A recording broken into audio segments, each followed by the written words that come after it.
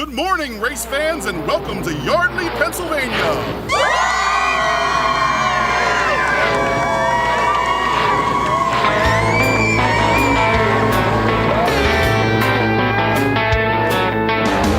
Talladega to do a little racing, about 500 miles. My thoughts of embracing speed around the old Beacon Junior and Center home. The winner of Daytona and 20 other races, over $40 million. It's covered all the bases. A mountain of the man, a magician of the track and the chrome. Well, we're definitely feel the need for speed. That's right. Got a full one. So much so we have to have a whole, as they say down south, we need a whole hour to do this. Need a whole hour. HRR, an hour. We need an hour to do this. So, and you got like we never have enough time to do it in a half hour. So let's see how it goes for an hour. Oh, sure. I think it'll be fine. We do have guests and people who know what they're talking about, and pretty excited about what they're talking about too. So I it's. couldn't sleep last night. I was thinking about it. I said, I don't really know. It's not really what I would know offhand. But when I saw a picture of Fireball Roberts, it was like a retro. I said, if that isn't a driver you couldn't love, that with a fan club. He was a good driver. That's not 60 years ago. I mean. I was a kid when he was more than that. I mean, Fireball Roberts. I heard you talking about good, cool names. I said, we just got news last night, or I saw it this morning, of one of the drivers I remember when I was a kid. And ran, around with my dad and stuff.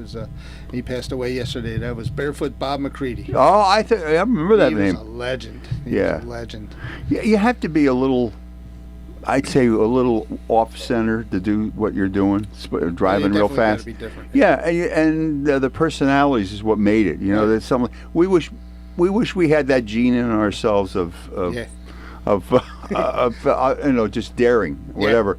Yeah, that's what they say. This is the one sport that requires more than one ball. Yeah, that's right. Yeah, I think I went through a stop sign once. That's the most daring I've ever been.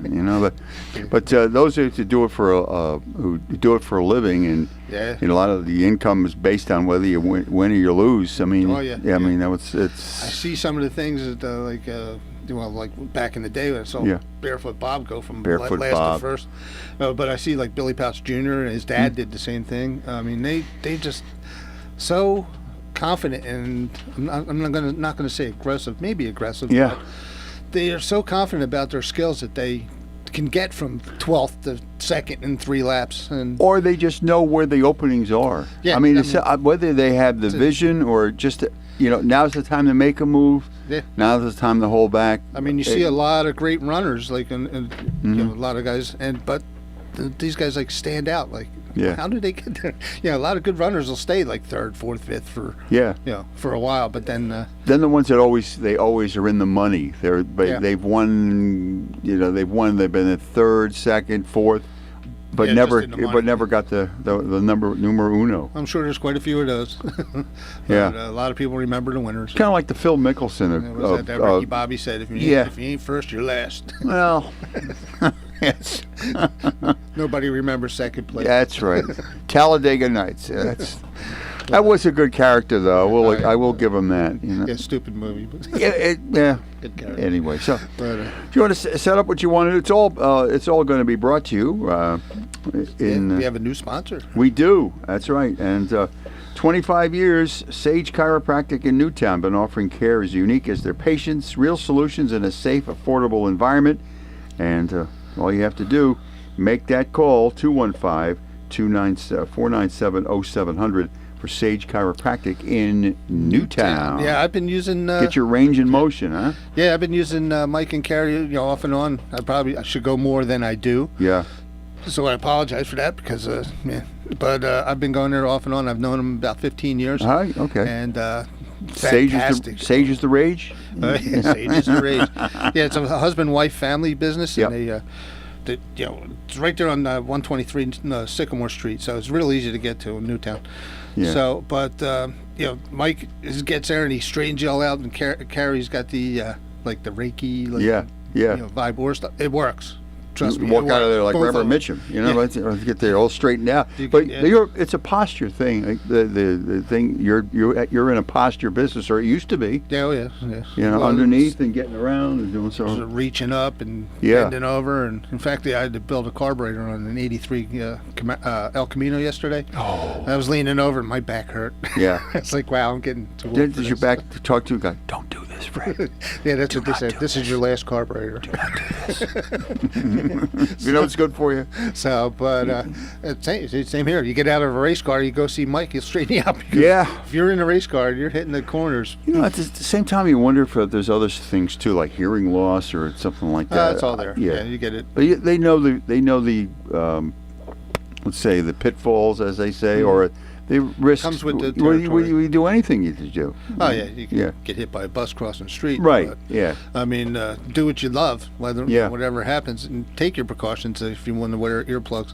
And there's a certain high about it, maybe, or a the certain helmet, rush. You don't hear a whole lot. Yeah, when I was running the Kenny Wallace thing, you don't hear a lot. You got the speaker with the spotter on there, and he's telling you, go high, go low. Yeah.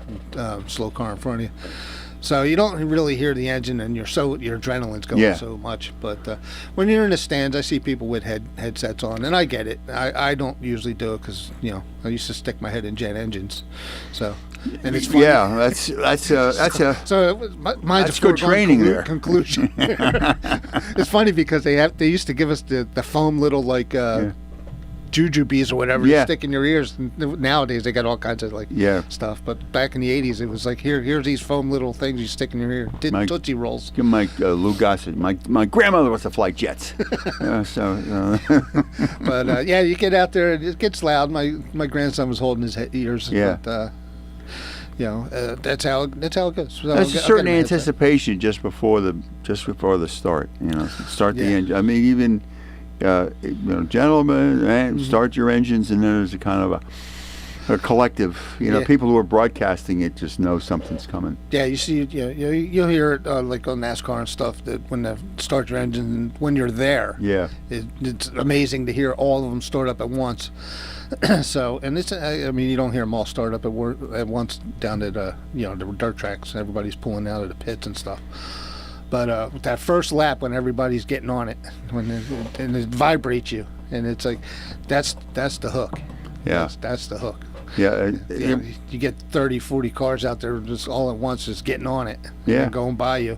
Yeah, it's a great feeling to me. It is. So during the hour, you will be talking to somebody who's been very much involved with all these kind of things, and he'll be calling in at some point today or this morning, and it's Kyle Koretsky, who runs a funny car, and he owns Maple Grove Raceway. Maple Grove. So everybody's heard of that. So those are loud. I'm sure that Kyle wears some. What? Yeah. Those are loud. Well, this is what it happens in this business too, with headphones and whatever. There's a hearing. It's direct into your. It's a hearing issue, so it does get to everybody. So if you're looking for a quiet pastime, this is not the place for it. That's not it, but it is. It's worth every minute of it. Yeah. So there's enough going around this weekend if the weather holds out. Oh man, come on, everybody. Yeah. Oh man, I'm planning on. I'm kind of torn this weekend and going to either New Egypt or Bridgeport. Okay.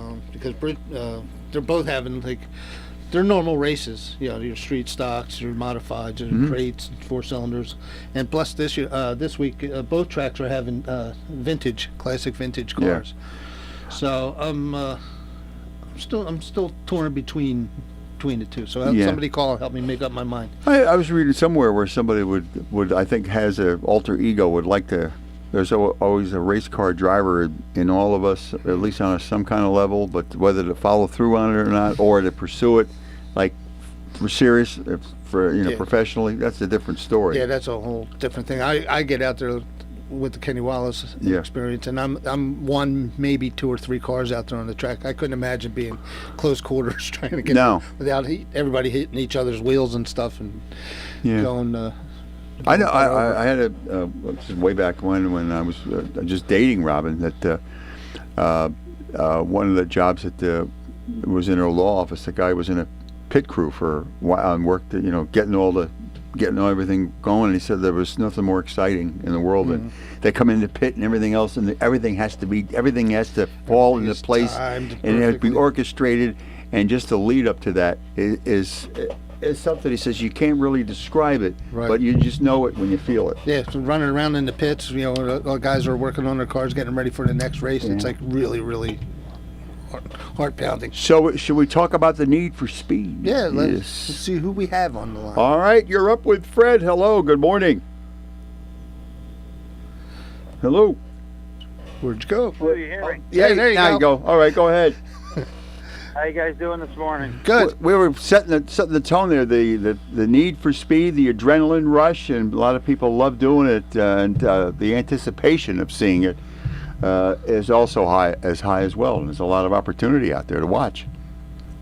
Yeah, drag racing and all kinds of motorsports is definitely adrenaline junkies. We call them nitrogen junkies here at the racetrack, at the drag strip.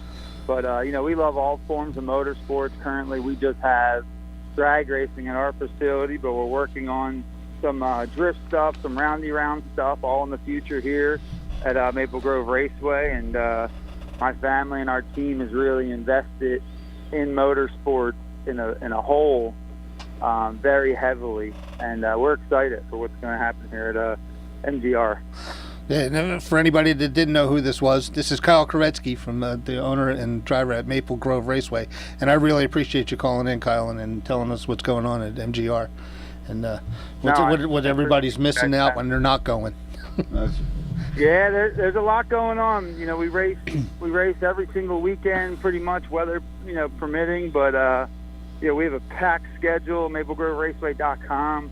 They can find our schedule. We have a super big event coming up not this weekend, the following weekend, Memorial Day weekend, our Night of Chaos. So if you're in the area or within reason, you're looking for something to do for your family, Maple Grove is a family atmosphere place, and it's got some really cool stuff happening.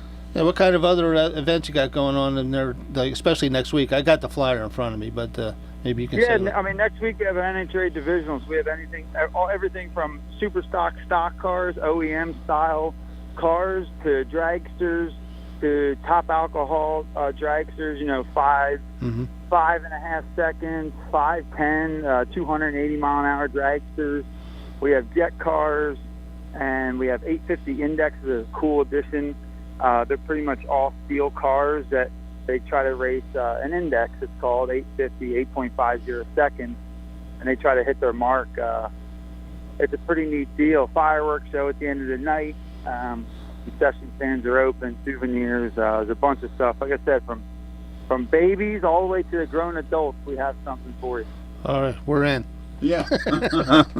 We're in. Yeah, we act like babies most of the time. Yeah. Real hard, yeah. But that's I'm planning on heading up next weekend there, Kyle. So. Well, cool. Make sure you give us a call when you're here, and they tell me all the time, like, man, you look a little kid. And I'm like, well, I feel like I'm 90, but we're at the racetrack. You got to act like a little kid. You got to have fun, and that's what we want to do here. Yeah. So, how often do you get like the old dragsters in there, drag cars? Say maybe, like 50s, 60s. We have a couple. We call them geezer events, like 1980 and older vehicles. We have about 2 of those events a year. We kind of go from everything, down from junior dragsters to the professionals, and everything in between. Just your normal car shows. We have a bunch of those throughout the year. We do a lot of import stuff, Honda, Acura, Mitsubishi, stuff like that, Toyota. A lot of big events for that. So we don't really cater just to one, particular vehicle. It kind of spreads, throughout. So it gives everyone something to see. Something you might not like an import car, I might not like a dragster. So it gives everybody opportunity to come out here and see what we have to offer.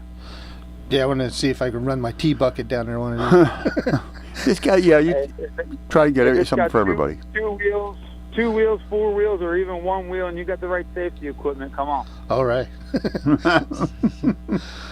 Well, I hope that you can keep calling in with it. We'll check in with you now and then, and keep up with me on my Facebook page, Need for Speed or Fred Fletcher. And if you got something going on, share it with us and give us a call anytime. I really enjoy talking with you, and I hope to talk more. And we want to get some people up there at Maple Grove Raceway and really, keep the spirit of the racing going. The spirit of Fireball Roberts. Spirit of Fireball Roberts. Your favorite, man. So, and with the dragsters, you got Jungle Jim and Remember Don the Snake. You gotta have a handle though. Don the Snake. Joe Smith doesn't work for you. Yeah, Joe Smith is the Animal, the Terminator. You gotta. You're Dr. Chaos, right? Growing up, Snake and John Force is still active in drag racing, and Joe Amato was one of my dad's really good friends. Oh yeah. They're all people that were big impact on our sport. So we definitely owe a lot to all those folks that we're going, and us as a Koretsky's and our team, we're just here to try to keep what they really started going. Okay. And that's what it's about. Definitely make sure you guys are coming. I would love to do a live cast here for the national event. Bring you guys in, and we could do interviews from drivers and really show people that NHRA and drag racing is really different. It's a different kind of motorsports. Every ticket that you buy at the gate is a pit pass, so you can walk up to John Force, shake his hand, tell him you love him, tell him you hate him. It doesn't matter. Every single pass you can do that. So we're not like Formula One or NASCAR, and it's $10,000 to get into the pit. Right. For an average of it ranges from $20 to $50, you can go shake John Force's hand or Antron Brown or Matt Hagan, and it's really cool. So it's definitely more affordable. It's expensive still, but it's more affordable than some of the other forms of motorsports out there. Right. Really, so keep it going. Isn't John Force's daughters involved? Yeah. Yeah. I think his one daughter, Brittany, races. Yeah, okay. His other 2 daughters did race. I think they have families now, and they took a little break. But they were all really good. John's still kicking. He's the GOAT with Greg Anderson and John Force. They're the old-time guys still going, still whipping up on, the young guys' butt. Yeah. I used to have a John Force white toolbox. May the Force be with you. There you go. Yeah. I had a nasty white toolbox. Well, it wasn't nasty when I got it. I do remember. All of a sudden, I thought that his daughters were involved, and they are. They are. They run. Yeah. So. Yes, there's a lot of second generation, third generation. Mason McGahey, his dad, and then his father raced. My father raced. Kenny Caruso. There's a lot. Toy Coughlin, Jaggy, Mr. Jag himself, and they all race. It's a cool sport. Yes. Yeah, my dad used to run it over in Langhorne here, and then there used to be a fake drag strip down in McGuire. He used to run down, and then he ran Olden Avenue in Trenton. So Olden Avenue. Wow. Oh, wow. Yeah, no, that's not a track, Jim. I know it. I just took. I was trying to put it. It might be. It was. Yeah. Designated areas. My dad told me about Langhorne back in the day. Do you remember Langhorne Speed Shop by any chance? Yes. I remember Barry? Langhorne. Yep. Used to get some stuff from him when I started with the cars, my performance cars. I didn't race actually, but that and Trenton Speed Shop over there with Benny, and we used to. Yeah. They used to hook up some stuff. Cool. So, but all right, Kyle. Well, thanks again for calling, and we're going to keep in touch. We'd like to keep you as a guest, recurring guest on our show here.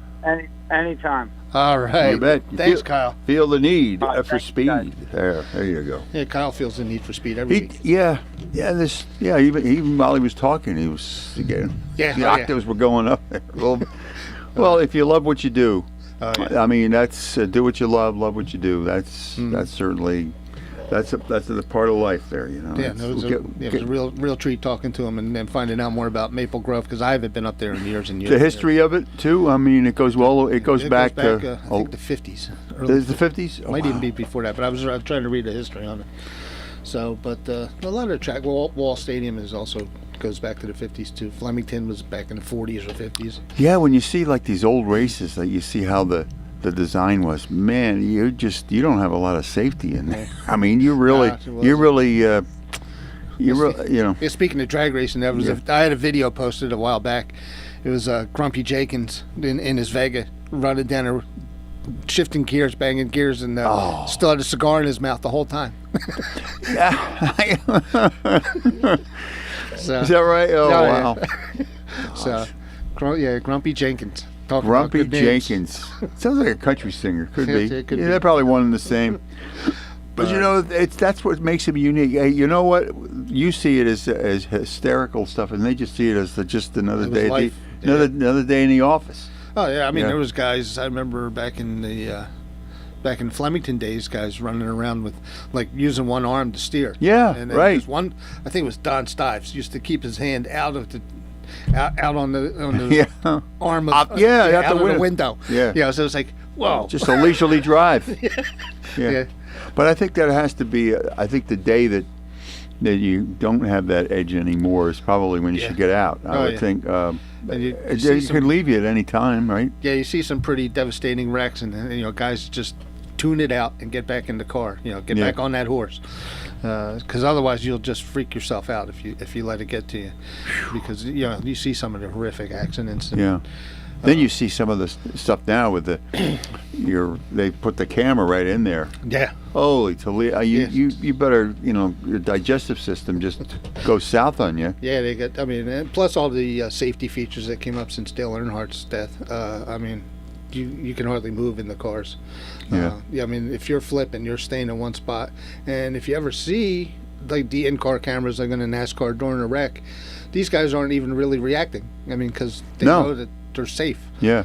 I've seen where they're like, all of a sudden all of a sudden the car's burning, and then they hose him down, and they hose the driver down in that order. Yeah. He just stands there. Yeah, give him. Yeah, you don't see too many flips anymore when they go over. But if you see him like spinning all over the place, the guys are just like, oh well, all right, left, right. Oh, I'm upside down again.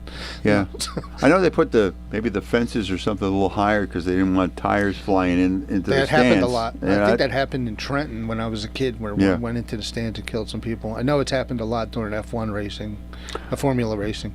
Yeah. And over the years, and they kind of like figured something out. Yeah, I think you don't hear it too much anymore. No, but I think they made certain concessions. Maybe you couldn't see as well, but it was safer to be there, even though maybe your sight lines weren't like they used to be. Right. But they gave a little to get a little. Yeah, I think Flemington put up nets there towards the end, pretty much all the way around, because there was some tires flying up there. But the safety features have really picked up over the years. Yeah. So, but no holds barred around here, that's for sure. So let's go back to the talking about whatever's running at a different track. Okay, here. Go ahead. So we got I told you we got Bridgeport. Yep. This Saturday is modified sprints, sportsman, street stocks, vintage, and rookies. That's pretty much a normal show for them, aside from maybe the vintage. You also have pretty much the same thing at New Egypt. Same thing, modified 602 crates. It's a 30-lap feature for the crates. The New England. The CNA Northeast Wingless Sprints. They'll be out there. 4 cylinders, rookies, and vintage. It's almost a typical New Egypt Speedway show. So you get out there. It's really you're there anywhere from around here. You're there in about less than 45 minutes. Right. And it's really easy, right on 539. One that was Mark Gapel brought to my attention last week was Grandview Speedway, and I haven't been there. I don't know if I was maybe 13, 14 years old back then. I totally forgot about it, but they put on some shows from what I've been reading. They'll be running. They're in Bechtelsville, Pennsylvania, which is it's right off of Route 100. So it's up there a little bit, maybe an hour, a little more, maybe, but they got a good thing going up there, and some good runners. A lot of guys that I usually see down here, they're like going up to Grandview this weekend. So you'll see the what do we got? Modifieds. It's actually a simple show up there this weekend. You got the modified, and then they got a modified makeup feature from last weekend because of the rain, and sportsman. So, simple show. Going to be some good racing. There's going to be some good names up there. Fred, are the different tracks, do they have different personalities, like, say, ballparks? Or yes. Some has a little steeper grade or whatever, or runs a little better in bad weather than others. I mean, does it have different personalities? Yeah, each one has a similar but different compound of dirt. I know last year New Egypt resurfaced their track, made it a lot faster, a lot stickier, added a little more bank to it, but not as drastic as Bridgeport. Is pretty much the same, but they have higher banks, so you can go into them really hard. I haven't seen, and if somebody's listening and they can tell me what's going on at Grandview, Wall Stadium is asphalt, so, and they got some high banks on the asphalt. Which is cool. Some pretty steep too. Yeah, high banks on the asphalt. That's what makes like Dover different. Dover's was concrete, and they have high banks, so you're constantly turning. It seems like you're constantly turning, even though it's a mile-long track. And maybe that's a good thing, because you have to, if you're there, you have to adjust. You could adjust your game plan, or you definitely, or the way you drive, or the way you don't drive. Yeah, last week was Darlington for NASCAR, and the guys were all talking how it's a narrower track, and the passing's not as prevalent, and you don't get, and it's not that big, so you're not going to get the drafting like you would at Talladega or Daytona. Each track does have its personalities. I still like sometimes the after the race was over, then its drivers would be duking it out there, and on the track, afterwards, cut me off and everything. So it added a little juice to it. I said, those who say nobody cares or they don't care, right? After it's all over, Yeah, I mean, you're high adrenaline when you're out there, so you're concentrating, you're in the zone, and then intentionally or unintentionally somebody might come up on you or something, or blow a tire and then hit you, and you're thinking, wow, this guy really shouldn't have been near me or whatever, and so you're juiced. But a lot of times after you see it, they calm down. And a lot of these guys are friends. I mean, I don't remember my dad or Mark or Nick can even tell about fights in the stands or fights in the pits. I don't remember any. I remember, we used to have rivalries, but I don't know about anybody really fighting. I hate to be a driver that's like, when he's around, there's wrecks. He's Mr. Bad News or something.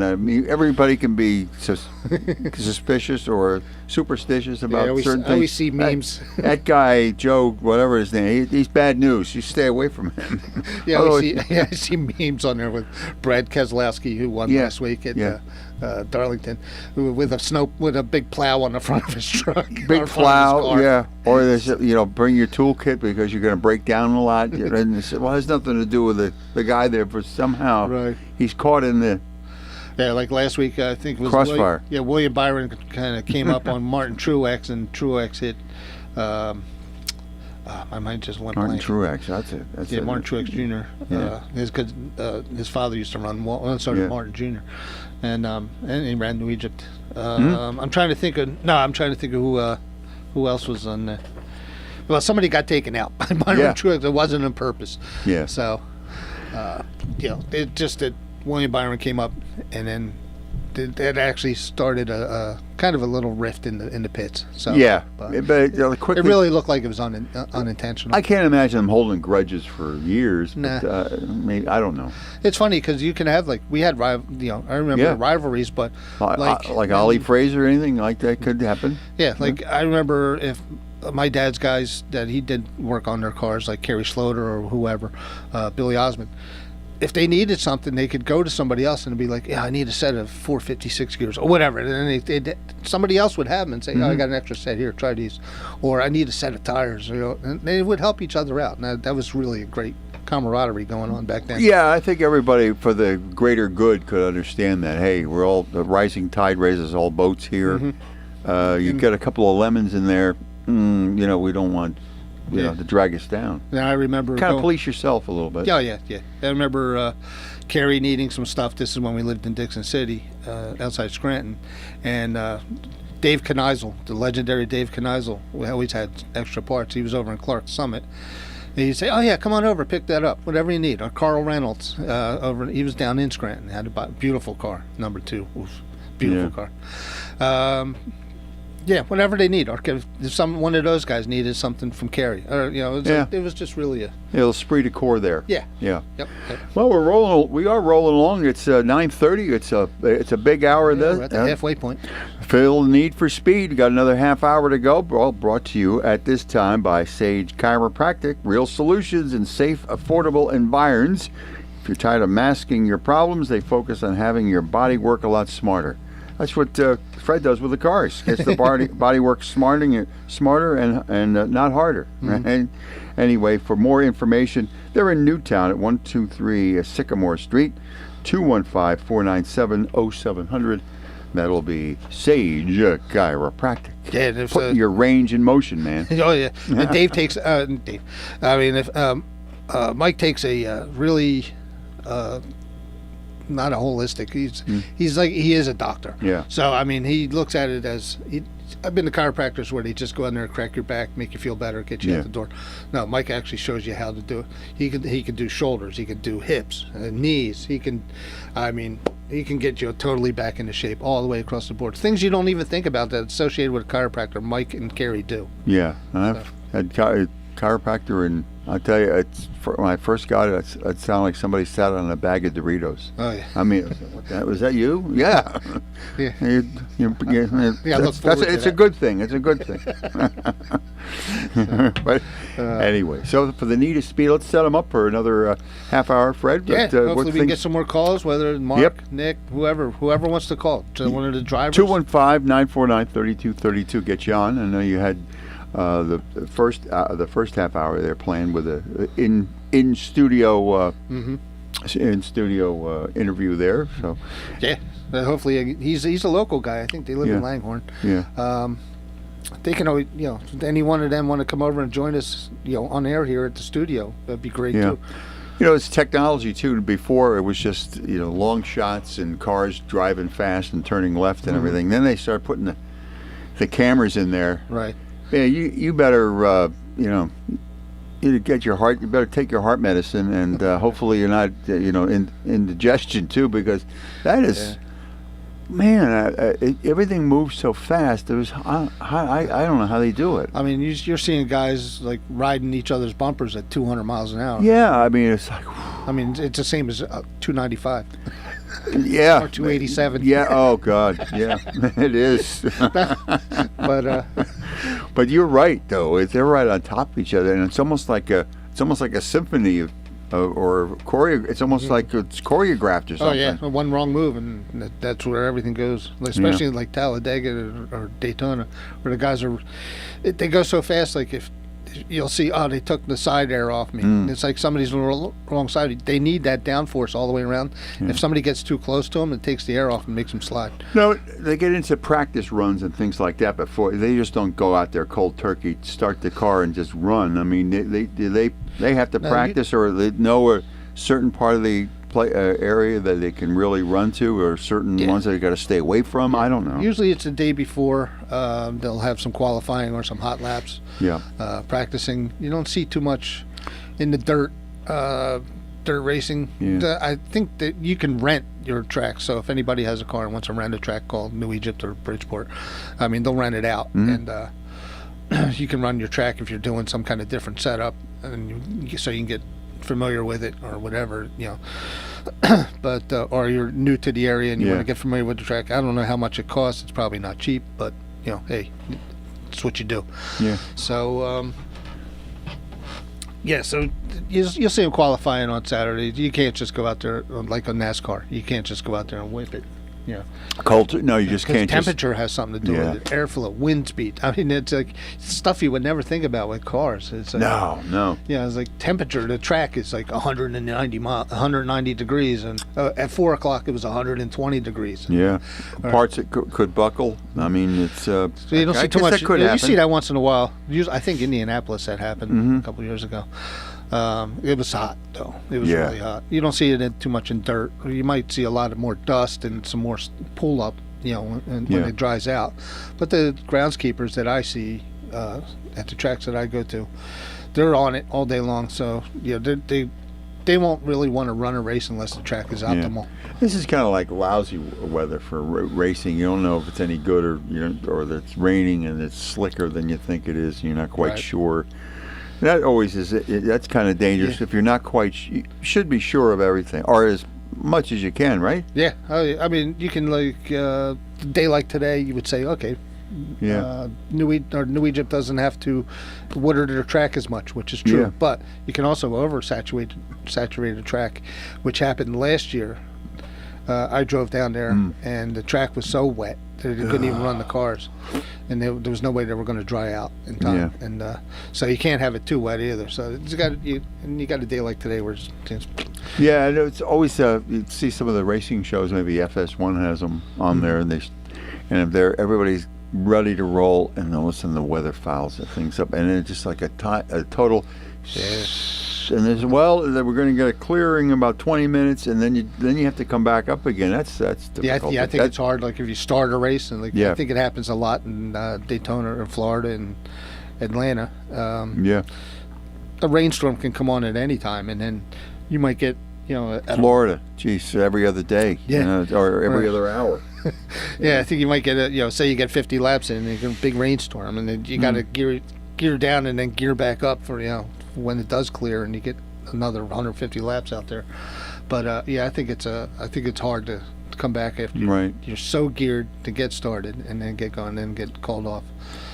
The same with a delay. There was a couple weeks ago. I could be wrong about where. It might have been Arizona. I don't know where it was.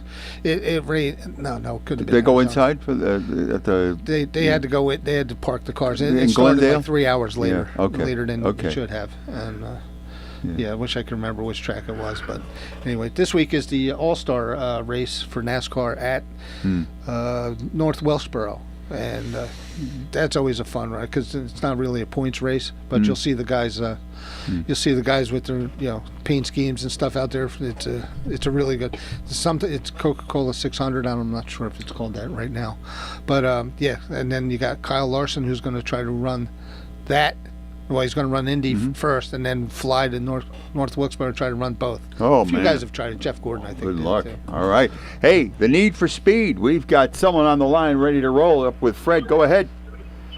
What's up, Jim and Fred? How you guys doing? Hey, Nick. What's happening? Just playing in the mud over here. Feeling the need for speed. And not the dump truck. It's it's got to be muddy up there. Yeah, the boss man called you this morning, huh? Oh yeah, that was great. Good, all right. Good talk with Kyle. Kyle's great. I mean, he works really hard, not only at our reclamation center, but he works really hard at the racetrack. The whole family is fully involved, like he said, and he's the same guy, like with the interview as he is at work. They're wonderful people to work for, and he's a lot of fun to be around. He's quite the character. Oh yeah.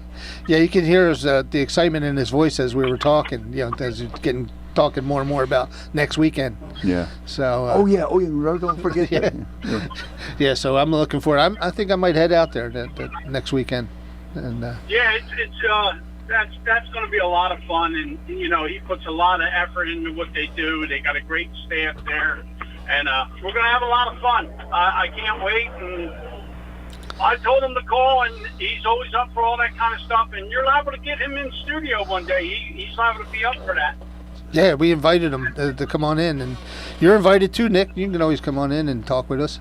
Yeah. Well, I'd love to come in there, but unfortunately, while you guys are on the air, I'm out here driving a dump truck. So I never hope for rainouts, but you gotta hope for a rainout. You know what I mean? So.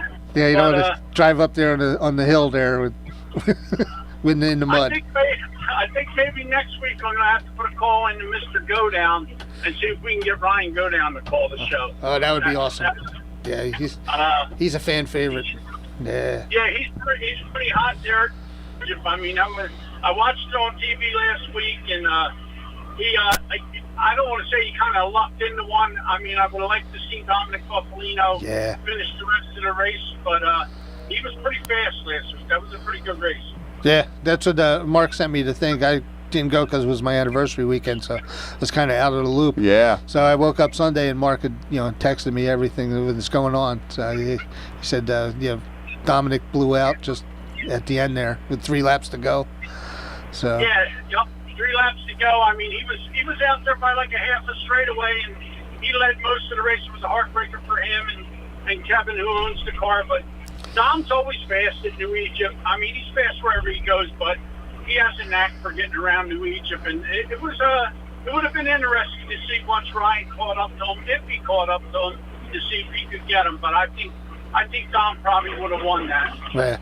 You bet. Nice. I didn't think they were going to run. Again, other than my weekend, I thought the weather was kind of crappy. But they got it in there, so that was good.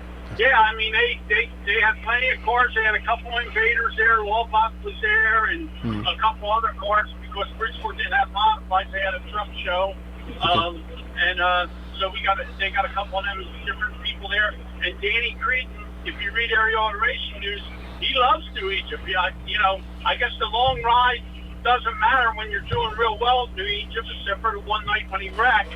He's been in the top 5 every week. Yeah. Yep. I got my Ariota Racing News right in front of me here. I got it just yesterday. Good man. Supposedly there's an article with him and Lenny, and he talks about going to New Egypt. He's got a good hour and a half, 2 hour ride, I would imagine. Right. So, but hopefully the weather starts cooperating. I mean, this is crazy. Yeah, I know. It's every weekend, and it's this weekend again too. So it's like, we'll be all right. yeah. So if we can hold out, I'll probably end up down in Bridgeport this weekend. All right. Well, Lord knows they're not making any money with the racetracks, with the weather being like it's being. I mean, it's crazy. Yeah, it's tough to run a racetrack these days. Yes, it is. It's early yet. Yeah.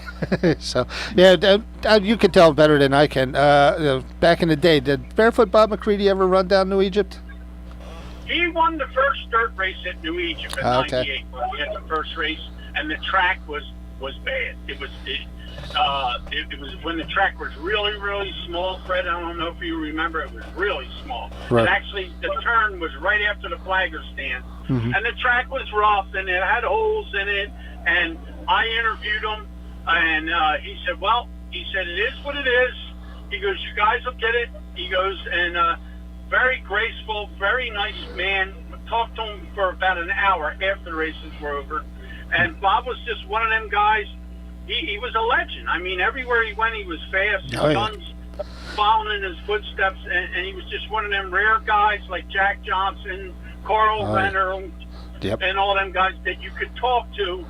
And guys like us, we look at them like we're looking at Richard Petty and Dale Earnhardt. You know what I mean?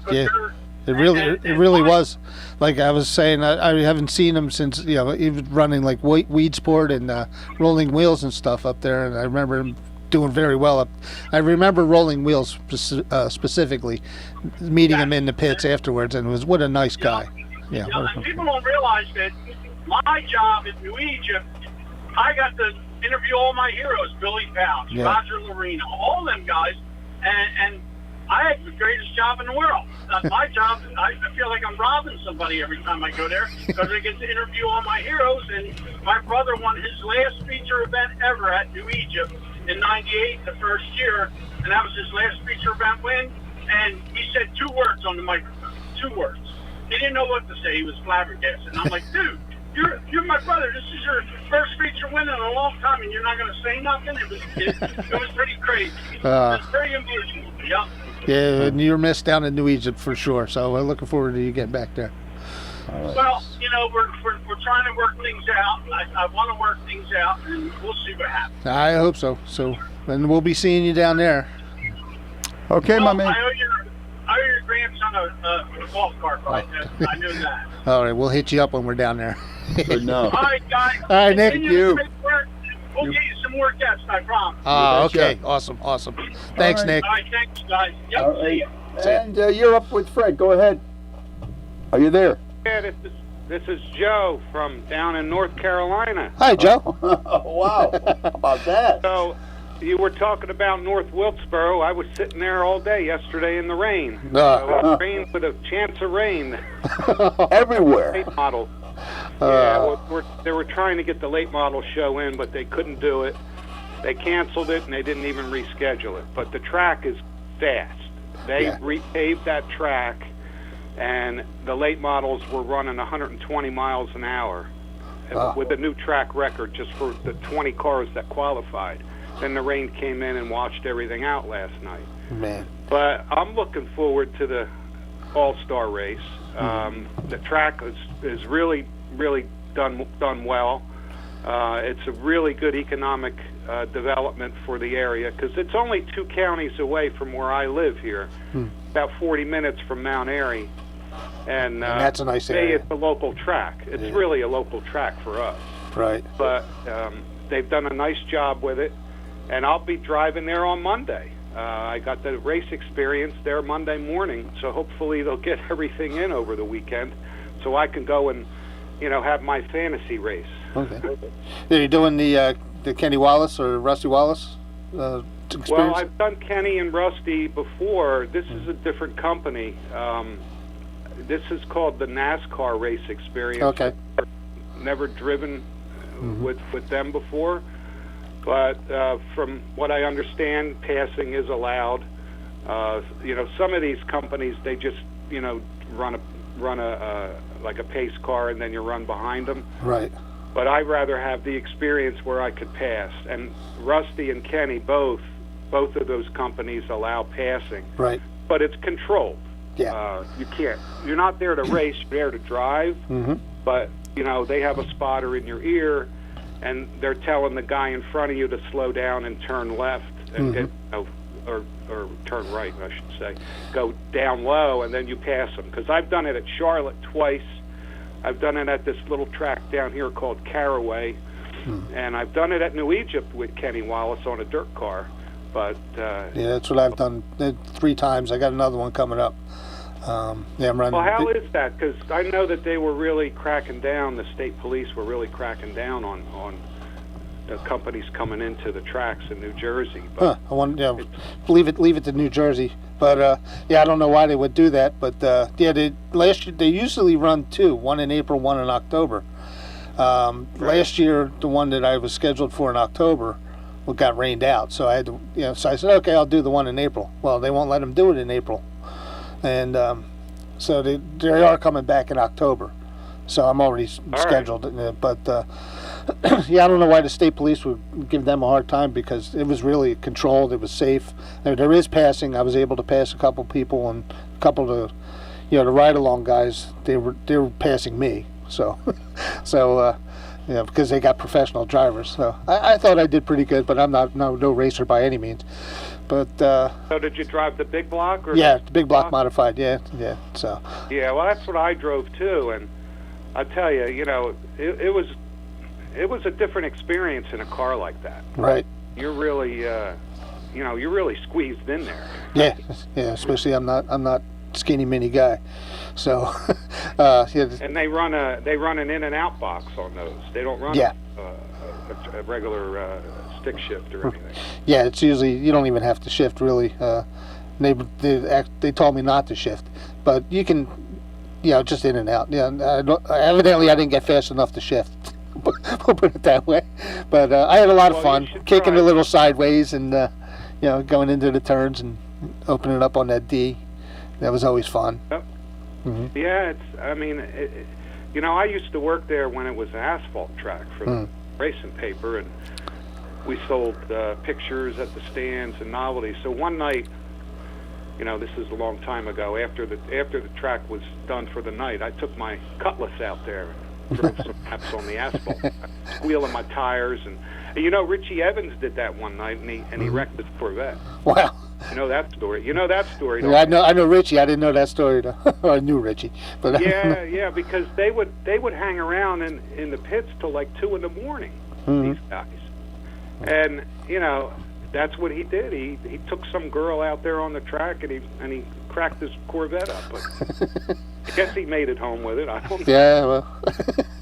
They were the old days when you could do stuff like that. Oh, yeah. I remember the late nights at Flemington with my dad and my family, and, you know, the guys like Billy Osmond and those guys all hanging out, Stan Pulaski, all hanging out at the truck, drinking beer and, you know, whatever. You know, had a lot of fun. My father-in-law is Lloyd Fleming. He's in the rookie class at New Egypt, so... Yeah, he was going to run... somebody else ran that car for him the night that I went down. Yeah, I know. He has, you know, some things going on, and he'll be back in it. We'll be up there for his graduation in June. All right. I'll be around. All right, guys. All right, Joe. Easy. All right, well, thanks for the call. All right, thanks for hanging. All right, there you go. Well, no Karens allowed. No. No Karens allowed. This isn't a sport for a Karen. No, it's not. Not by any means. No, it's not. Or life itself, too. I will say, and I always go back to this when I first started getting back into it, and Nick was the announcer down at New Egypt. And I remember him specifically saying when they came out of COVID, you know, when guys were kneeling and stuff like that, he goes, "This isn't the NFL. Yeah. You know, no kneeling. We honor the flag. We value our vets. And if you don't like it, and we pray to God. Yeah. If you don't like it, leave. Yeah. This is America's track. Yeah, there you go. America's track, America's mechanic, ladies and gentlemen. With the words of wisdom there today. So actually, speaking of America's mechanic, I got my YouTube channel really kicking now. Yeah, I know you got the you did your little thing with tires and stuff like that. Yeah, tires doing a little bit of brakes, tutorial kind of stuff there. Yeah. And some of it's common sense. It seems like, boy, that makes a lot of sense, but I never thought of it. Yeah, you know, common. You know, you'll see a lot of guys on consumer-ish. You know that. To look for, don't let them, you know, this is what you might be looking for. Yeah, what I'm trying to do different is I see a lot of mechanics doing stuff on YouTube, and they try to be funny and stuff like that, but they're usually off the wall. Some of them are funny. Yeah. But other guys are stiffs, you know. And, so I'm trying to bring a real world, everyday man. Bueller, anyone? Flat tire, Bueller? This is a brake pad. This goes in here. You tighten the bolt. No. This is real world. Real life. I'm talking to you, Wake up, the customer. Come on. The audience just kind of went out on me, so that's a little bit I'm talking to you, the customer, and I'm not talking to you know. So check out my YouTube channel. It's called America's Mechanic. America's Mechanic, ladies and gentlemen. Yeah, we'll throw some Need for Speed up there until I get my Need for Speed YouTube channel going. There is some of my, if you go on the America's Mechanic, you'll see me running the Kenny Wallace experience from the GoPro in the car, so you get the live you were talking about the in-car experience. You could be the chiropractor of cars. Oh, no, that would be Mike. Chiropractor. That would be Sage Chiropractic. Okay. He's got to straighten me out after I get out of the car. Yeah, that's what you need. Because you got to climb in through the window, and I'm not. You out, mister. I'm not the most acrobatic guy anymore. Yeah. But you can see that it's like a GoPro, and there's about 8 minutes of you can see me going around the track and you know, kicking it sideways a little bit and just having a good time. And I think there's 6 tutorials on there for America's Mechanic. You got brakes, you got tires, there's check engine light. Mm-hmm.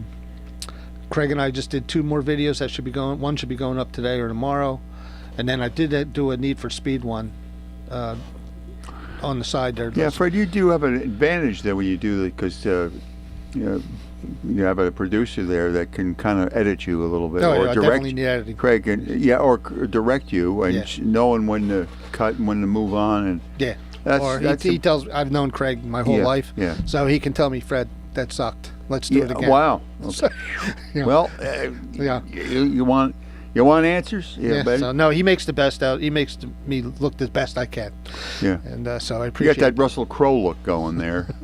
Once in a while. Yeah, it's not too bad. I let the scruff go. We're rolling right through this hour here, and it's been brought to you by Sage Chiropractic. Yeah. 123. That's the numbers. 123 Sycamore Street, Newtown. 215-497-0700, putting your range in motion out there. That's right, a unique for their patients, real solutions in a safe, affordable environment. You focus on your body, they works for you, and makes your body work smarter, not harder. Yeah, smarter, not harder. We're looking for any advantage we can get when we get older. That's right. And 215-497-0700 for Sage chiropractic. There is the rage. Sage is the rage. Sage is the rage. Yeah, I always enjoy when I'm, when Mike's talking at our business meetings. And, it's like his knowledge is truly like a doctor. Like he, like you say, he's not a backcracker. Yeah. He is a true. It's funny doctor. because the chiropractic, it's sort of like it was like voodoo and stuff like that. But my grandfather used to go to a chiropractor in the 30s. Mm-hmm. Somebody he's from Ireland. He said we had a ton of them over there, but didn't really make it over here till later. Right. And that's odd. I mean, your whole general health comes from the chiropractic. Yeah. And I've learned that from Mike. Thought it was just everything. A plot to sort of thin the herd out a little bit. It's not just your back being out of line; it affects everything, and it even affects your immune system and stuff. Yeah, like that. It sure does. You call Sage Chiropractic, and Mike can really fill you in on everything that's going on in there. No question about that. Yeah. So, but so this weekend. Wrap it all up here, and we'll all right. tidy everything up. And loose ends, you got Bridgeport Motor Sports Park. You got Kingdom of Speed. You got the modified sprints, Sportsman Street Talk, Classic Vintage, and Rookies. So make your way down there, which is probably where I'll be this weekend. That's right. Still in the middle of Milner Mania. Oh, I think still got the car over there. That gets me every time. You got out there and you see the Milner car, American Graffiti. Isn't that great? Oh yeah. I still have the car there. I got to do some work. And the guy that built it was. I'm gonna try to be nice here. He was a hack. Yeah. So I'm fixing some of the stuff that the poor customer bought the car thinking he's getting something and he didn't get it. Redoing. Well, I actually had a Carroll Shelby car. Ooh, I saw that. Yeah, years ago the guy came in. And he bought it from somebody in Nebraska, and it got out there, and we turned around, and it was like, you got to send this back because this car isn't complete. You just spent $150,000 on this thing. So he sent it back, and they got it all fixed up. So I got everybody's best interest in mind, no matter what it is. Yeah, man. Okay, now you got Grandview. You got that's your modifieds and sportsmen's. Simple show. Going to be great. A lot of good names up there. Okay. Wall Stadium. We didn't hear from Earl today, but we'll hear from him next week. I'm going to head down there one of these weekends, maybe sometime in June. And so he's got all kinds of stuff going. So go on my website or my YouTube channel because I got it. My Facebook. So we got everything going on there. I keep all the schedules on there and the directions on how to get to these tracks and who to look for. So a lot of stuff going on. And we were probably a little all over the map here, but an hour of Need for Speed. Every once in a while we get a special edition here, huh? Yeah. We'll probably go back to the half hour next week, depending on how I line up guests. Anybody wants to call, drivers, owners, please call. That's right. And but I do want to turn this into an hour-long show. It's definitely a work in progress. But we had a lot of callers. But think about the callers that came on. They couldn't have been any more enthusiastic about what they're doing and how excited they are to be in the business. Yeah, right, so it's great. It's great to see that. I want to thank those guys. My normal cohorts, Nick and Joe from down in North Carolina. But I really want to thank Kyle Koreski from Maple Grove Raceway. Yeah, that was nice. That was nice. So get out there and check that out. I'll probably be down there next weekend.